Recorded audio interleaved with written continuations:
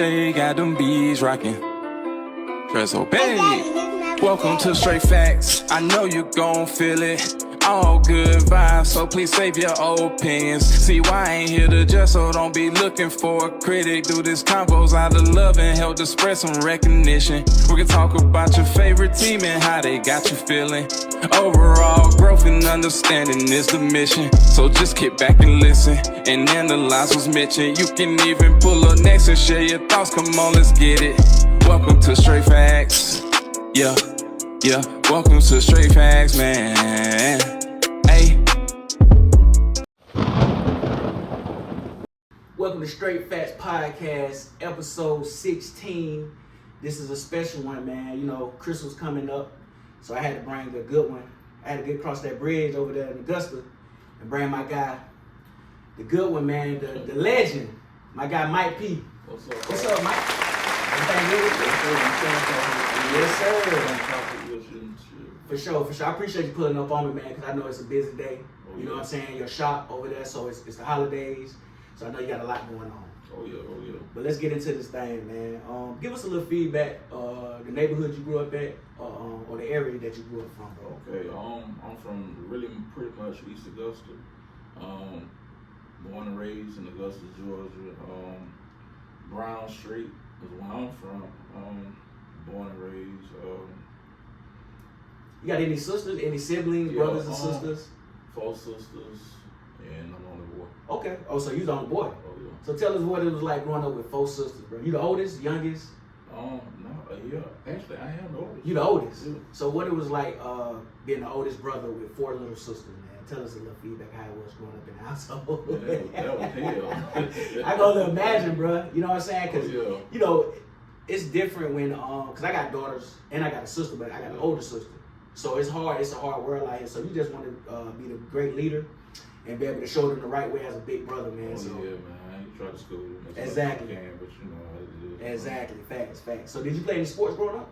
I played sports and ventured off into music. Okay. Yeah. So how far along did you get into sports? Like, okay, what school did you attend? I went to East Augusta and I went to Laney. I played sports at East Augusta, and then I didn't go into it at Laney. Oh, for real? I went straight into the band at Laney. I was just about to ask you that. Okay. So you started sports. East Augusta, that's the middle school, right? Yeah. Okay. So after that, that's when you started to get into the band. Yeah. What made you want to get into the instrument playing and whatnot? My whole family pretty much was musically inclined like that. You know, my uncle was in James Brown band.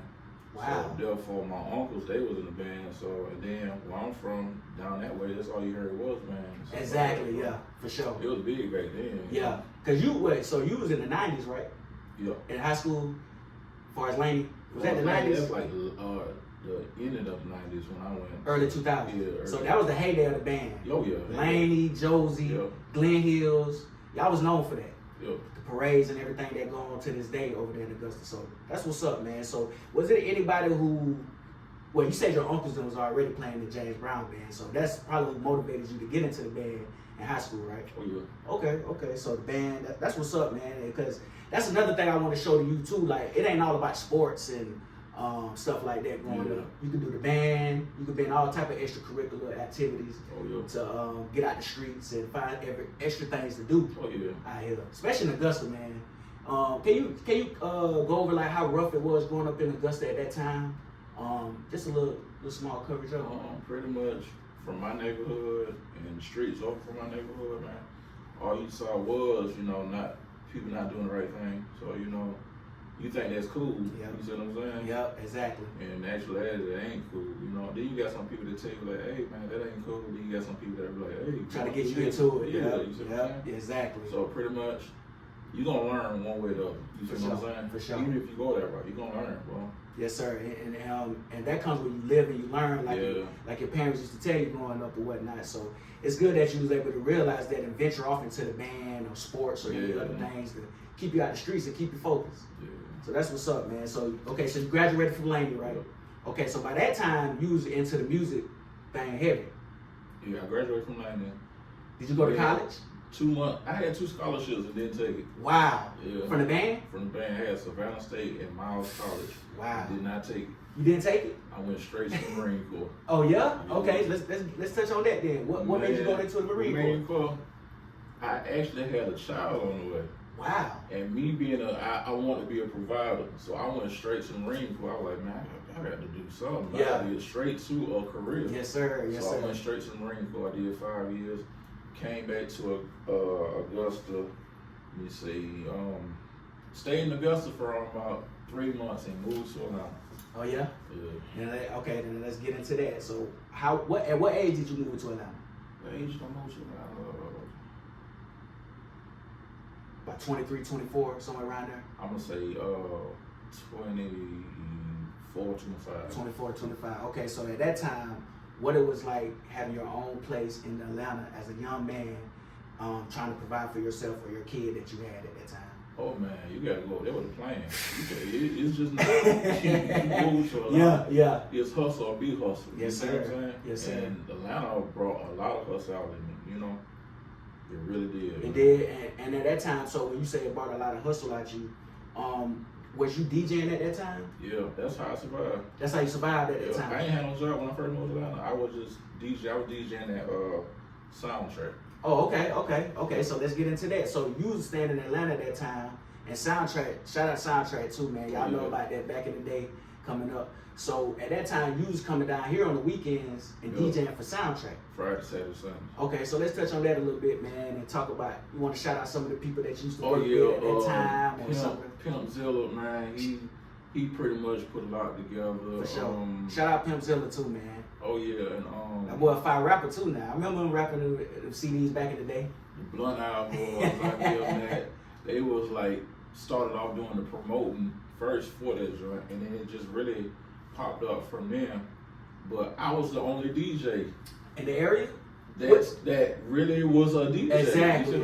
I was the only one that had all the equipment and stuff like that. Wow. And you was coming from Atlanta too. Yeah. So at that time, it was a lot of great artists in Atlanta. I mean, I met everybody before they even became big.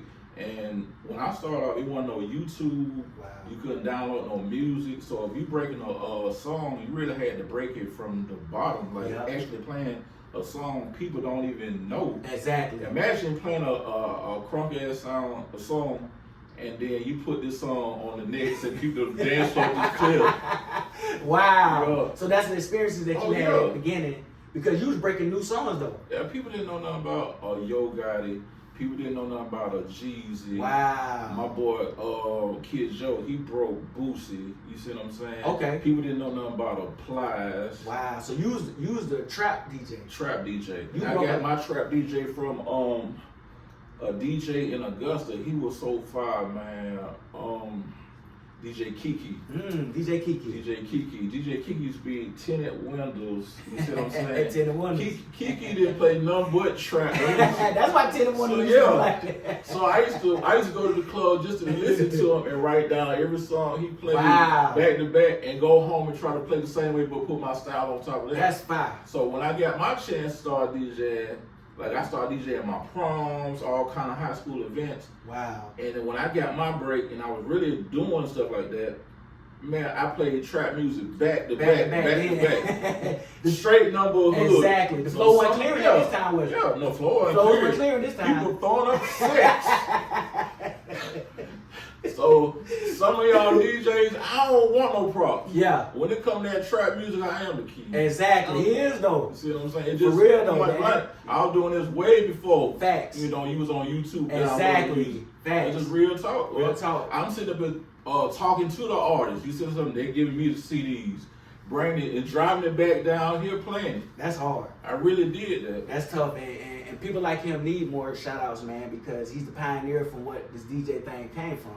You know what I'm saying? He was able to get the music from the artists themselves and bring it to Augusta and break the music out here, and people was able to get on the trap music, the Yo Gottis, the Gucci Mans, the Jeezy. So you got to shout my boy Mike P out, man. He's one of the first ones. Yeah, shout out to Tank and Roof, man, because they kept that joint alive.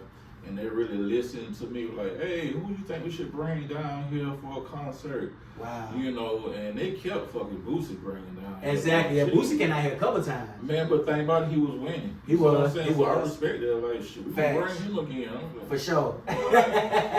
Fact, you just love to see people win, though. yeah, man. You was able to help people and guide them and give them the word or whatnot, and, or how to bring artists down here and bring the music down here and whatnot. So that's what's up, man. So that you started with the soundtrack days. You was in Atlanta, so that's how you was eating. Yeah. You know what I'm saying? So okay, so we're gonna fast forward a little bit. So how long did you play the soundtrack? How long was you a DJ up there? I played soundtrack, I'd say 3.5. 3.5 years. Okay, so whenever you got finished with soundtrack, did you go to another club down here, or was you in No, Atlanta? I was in Atlanta. Yeah. And I was DJing up there.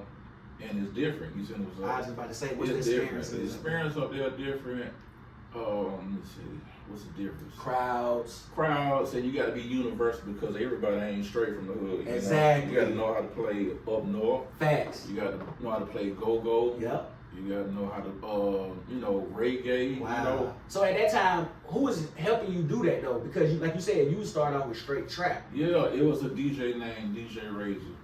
He brought me up on his wing and stuff like that. And there was a couple more DJs. Shout out to Camp, DJ Calvin.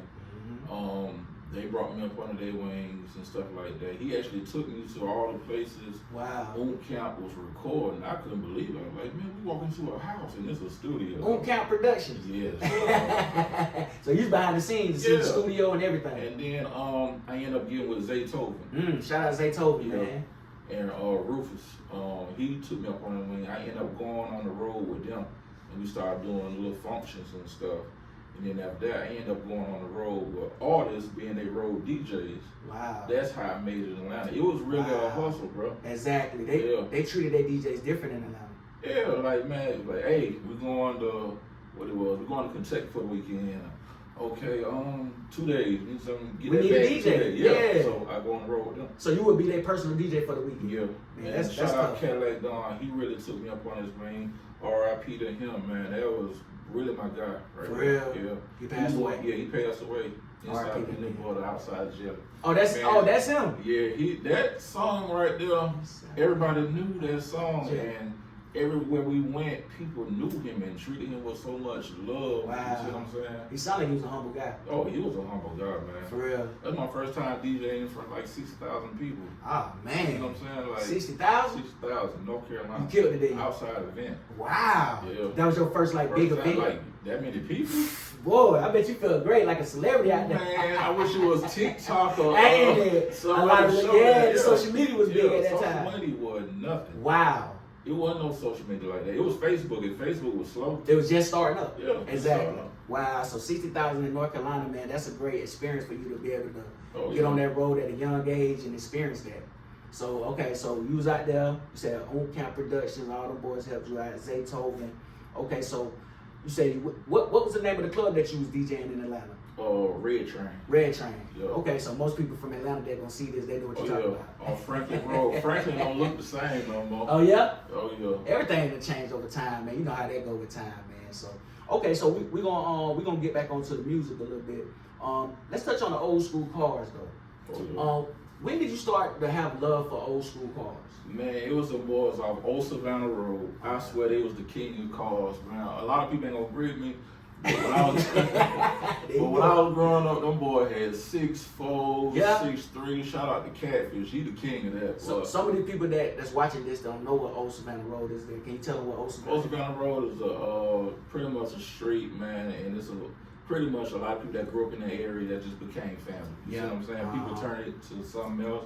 But everybody on the street is pretty much family. You see what I'm saying? And so they had like a car club at that time? No, they didn't have no car club. They just like cars. They just like the cars and old school and ride together, travel, experience. Some boy used to put a car together. You'll swear to God, it was from California. Wow. And when I was a kid, they used to take us to school in their cars and stuff like that. And it just...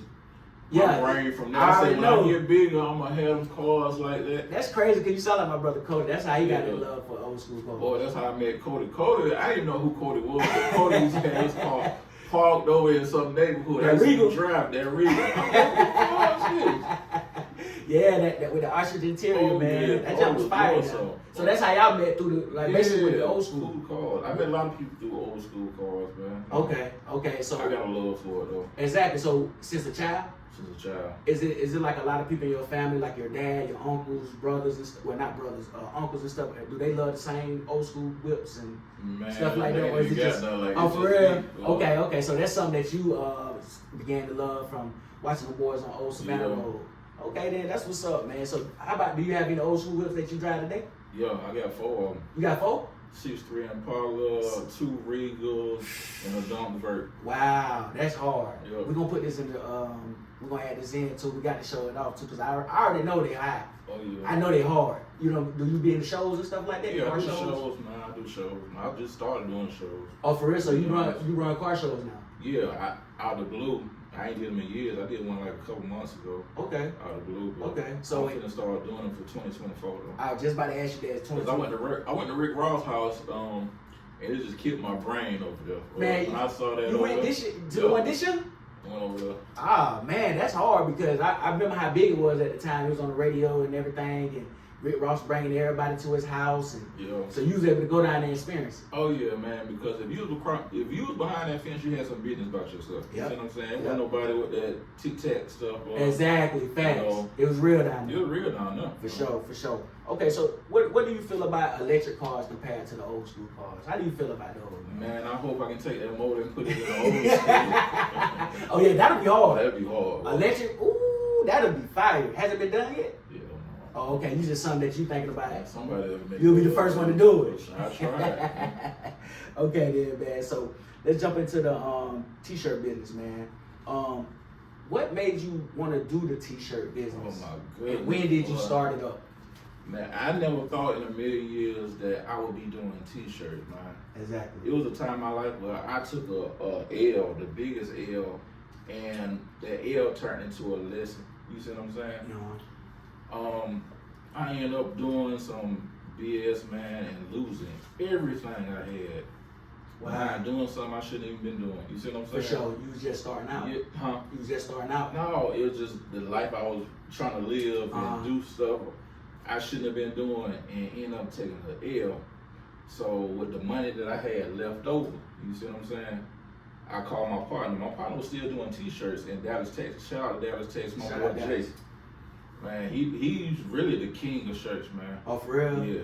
Wow. Dallas, my whole style is with t-shirts is really from Dallas, because Dallas is really like the omega of shirts. Oh, for you real? See what I'm saying?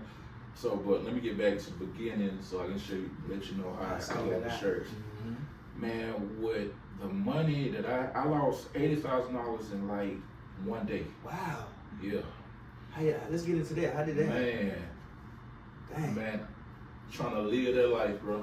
So you was living 2 different lives at that time. Man, trying to live that life. And when I say, man, it wasn't even worth it. That's why I tell kids like that, man, you think you want to be out in the street, that shit ain't worth it. It's not worth it, yeah. It ain't worth it, bro. At the end of the day. Nah, so I had like $10,000 left of what I had. You see what I'm saying? After paying lawyers, all that stuff, I took that money and I sent it to Texas to start a t-shirt business. He got all the equipment and he drove it from Texas to Augusta. Wow. You see what I'm saying? So you had built up enough trust where you could send that money to him. See, I knew him from Atlanta, the relationship I built in Atlanta. He already had a t-shirt business. In fact, he was in the flea markets doing the t-shirts. Oh yeah, and that was big at that time. Yeah. That was big.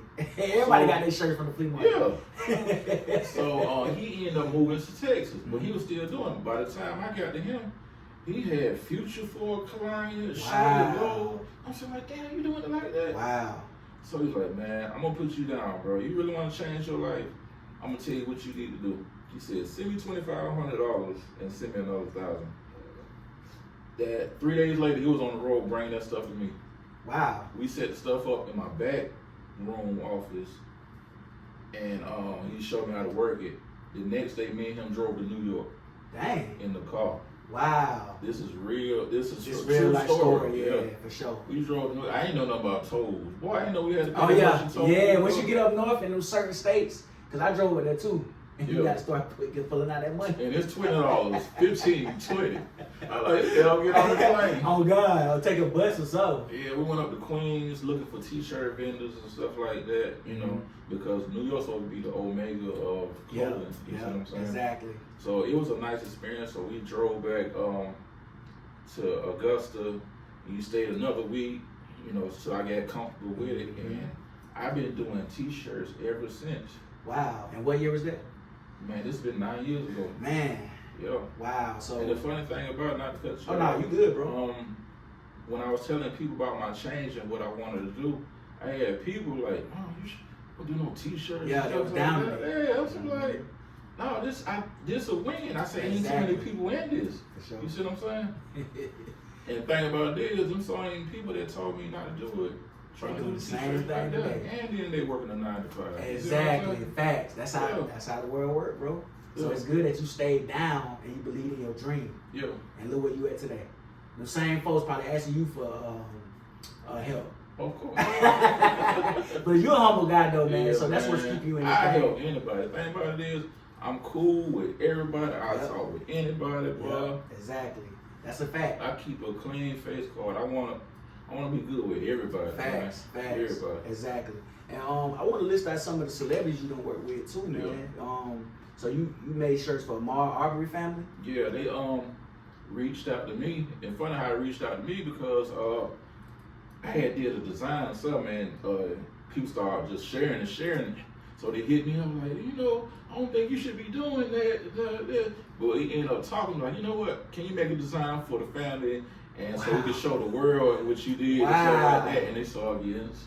That's how that worked. That's amazing, bro. Yeah. They ended up reaching out to you. Yeah. That's amazing. And for those y'all know, Amar Arbery was the one that got killed by the police, right? No, Or was it the three one? The dudes. three guys Yeah. that were chasing him while he was working out. Yeah.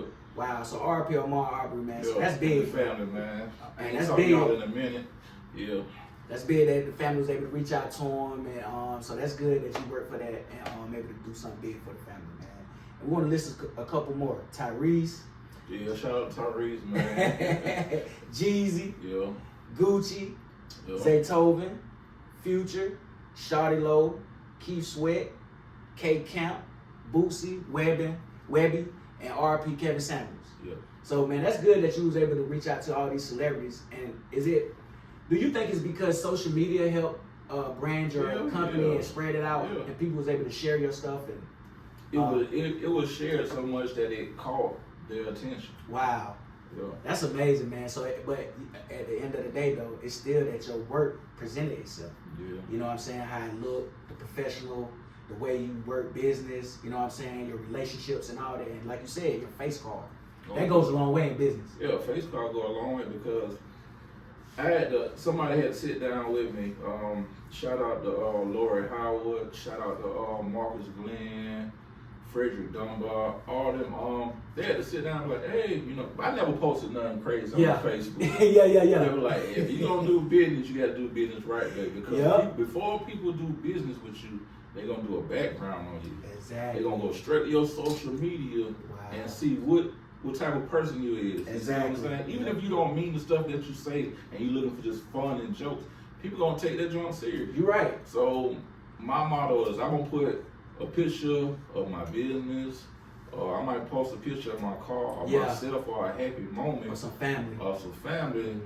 But that's all pretty much I'm gonna post. Facts. Man. But because you're a brand now. Oh yeah. So everything you write, like you said, is business oriented. And then I got a lot of customers in Evans. Oh yeah? Oh yes. Okay, so they love me. They love you. Oh Jesus. I want to ask you this. So locally, what's your biggest shirt order that you do to this day?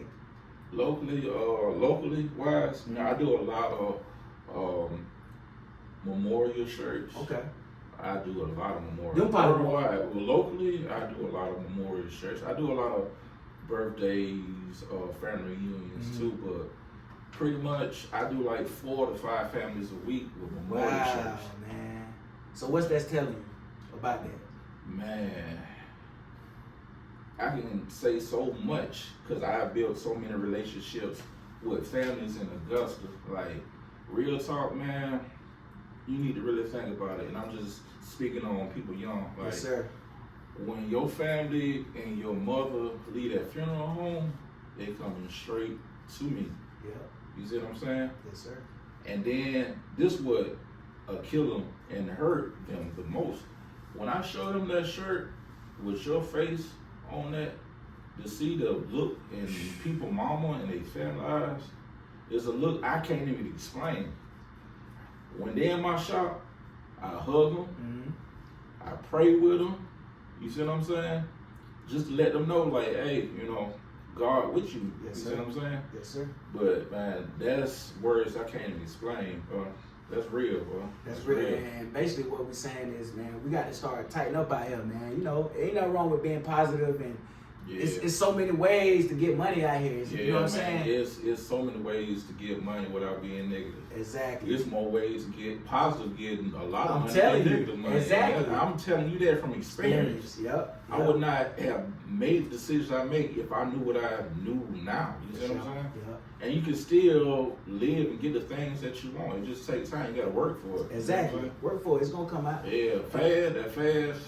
It don't never work out right. Nah. And people like him, you can reach out to him, me, other people, entrepreneurs out here, man, if you need advice or anything to start up businesses or even just learn how to talk to people and be a people person.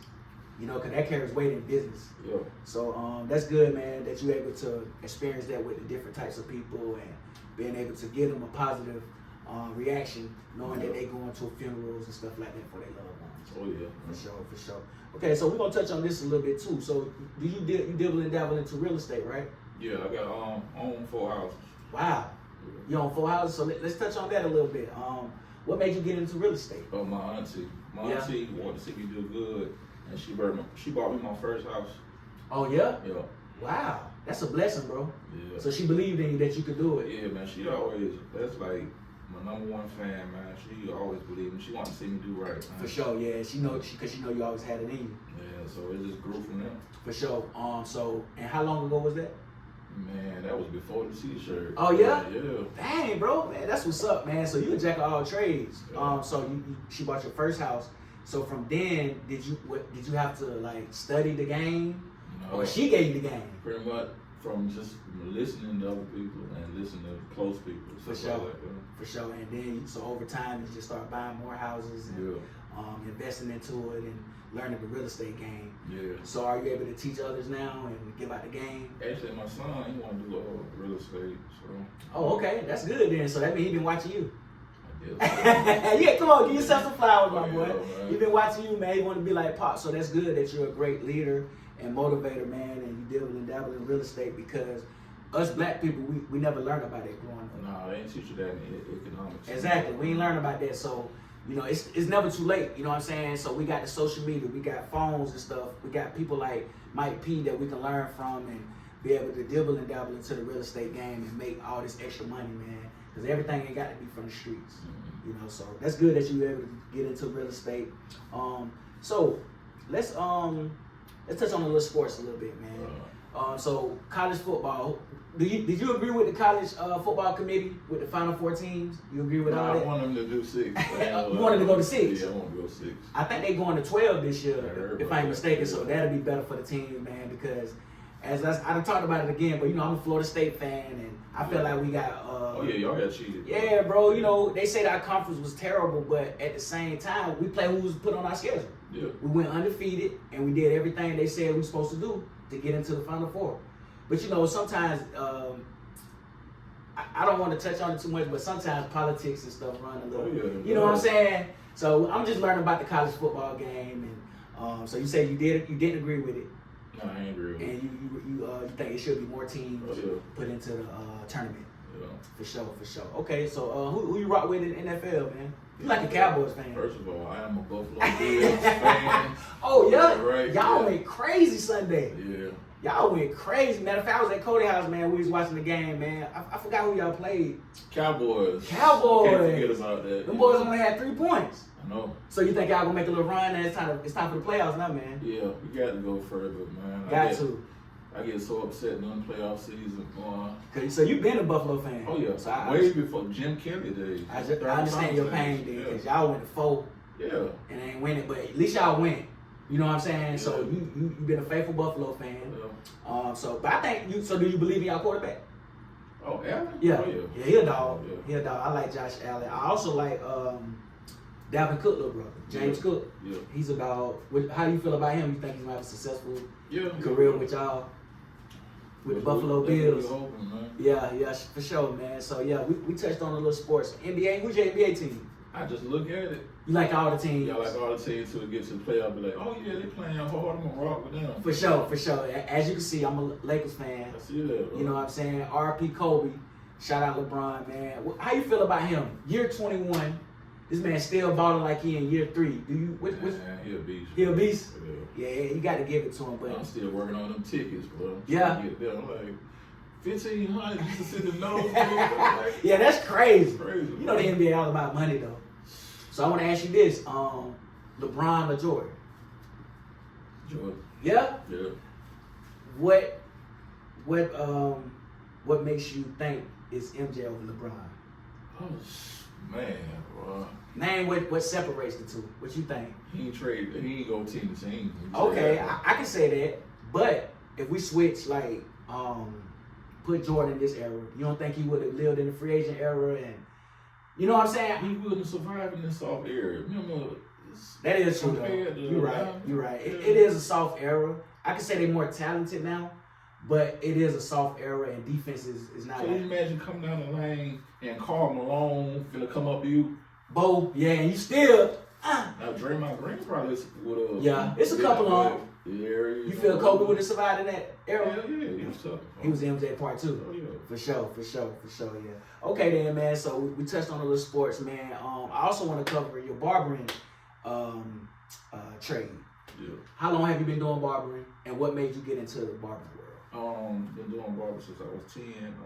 And what made me get into it, I stayed by a barbershop. Oh, for real? So, man, they used to see me come down trying to cut grass. They were like, you know what, just come in here and sweep the floor. Yeah? So I used to be in there after school every day. So, of course, you're going to pick up. Somebody going to come in there and be like, you know what, just give me, I don't care who cut my hair. Let him cut my hair. And Oh, for real? So, yeah. Wow. Yeah. So it was different back then, though. Like, now they make you go, to school and do all this extra stuff.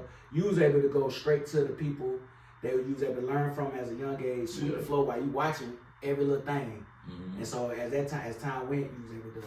Oh yeah, that's how I made my extra money in the military and high school. Wow. So you been a hustler, man. Where did you get that from, bro? My granddaddy, man. My granddaddy, he worked at Augusta National, so it was like 72. Wow. Cutting, you see what I'm saying? Cutting grass. Wow. So imagine growing up with your grandparents, and then on Saturday, instead of looking at cartoons, he getting you at 6 o'clock in the morning to go cut grass with him. Yeah. Like, man, I want to look at cartoons. Yeah, exactly. So, man, I just saw him always doing something. Yes, sir. I was like, man, it just, I grew into that. Facts, You know what I'm saying? You gotta understand. My grandma didn't work. My granddaddy took her, so that's the type of person I am. I grew up watching him. Yeah.